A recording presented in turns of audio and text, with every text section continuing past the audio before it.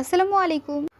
আজকে আপনাদের জন্য নিয়ে এসেছি দারুণ মজার, ক্রিমি আর রিফ্রেশিং একটি ম্যাঙ্গো ডেজার্ট। পাকা আমের মিষ্টি স্বাদ আর নরম ক্রিমের অসাধারণ মিশ্রণে তৈরি এই ডেজার্টটি একবার খেলে বারবার খেতে ইচ্ছে করবে। চলুন ধাপে ধাপে দেখে নেই কীভাবে খুব সহজে ঘরে তৈরি করা যায় এই ম্যাঙ্গো ডেজার্ট। ভিডিওটি ভালো লাগলে অবশ্যই লাইক, কমেন্ট অ্যান্ড শেয়ার করতে ভুলবেন না।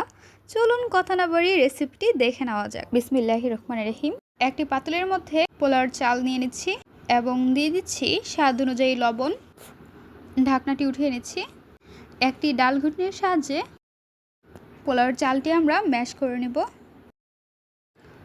একটু সময় নিয়ে ভালো করে ম্যাশ করে নিতে হবে, চালগুলো যেন আস্ত না থাকে সেইভাবে আমরা ম্যাশ করে নিব। এখন আমরা এর মধ্যে অ্যাড করে নিচ্ছি লিকুইড দুধ। দুধটি আমরা ভালো করে জাল করে নিয়েছিলাম। লিকুইড দুধ দিয়ে দেওয়ার পর নেড়ে চেড়ে নিতে হবে। অ্যাড করে দিচ্ছি 1 কাপ চিনি। চিনি দিয়ে দেওয়ার পর আবারও মিশিয়ে নিতে হবে। পাত্রের মধ্যে আবারও আমরা দুধ অ্যাড করে নিচ্ছি। নাড়াচাড়া করে নিয়ে নেওয়ার পর ফ্রেশ ম্যাঙ্গো নিয়ে নিচ্ছি। হিমসাগর আম নিয়ে নিয়েছি। আমগুলো ভালো করে ধুয়ে নিয়েছি এবং খোসাগুলো ছাড়িয়ে নিচ্ছি। এক এক করে সবগুলো আমের খোসা ছাড়িয়ে নিয়েছি। এখন পিস পিস করে কেটে নিব। একটি ব্লেন্ডারের মধ্যে আমগুলো দিয়ে দিচ্ছি। অ্যাড করে দিচ্ছি চিনি। চিনি দিয়ে দেওয়ার পর দুধের মালাই অ্যাড করে নিচ্ছি। অল্প পরিমাণ দিয়ে দিব লিকুইড দুধ। নিয়ে নিচ্ছি ব্রেড।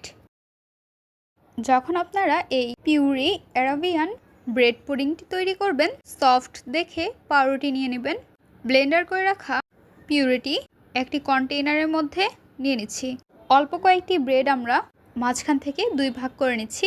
প্রথম লেয়ারে বড় বড় ব্রেডগুলো দিয়ে দিয়েছি এবং আমের পিউরি এর মধ্যে অ্যাড করে নিচ্ছি। আমের পিউরি দিয়ে দেওয়ার পর এর মধ্যে আমরা দিয়ে দিব ব্রেডগুলো দিয়ে দেওয়ার পর এর মধ্যে আবারও দুধের পায়েসটি আমরা অ্যাড করে নিব। দুধের পায়েসটি একটু বেশি করে দিতে হবে।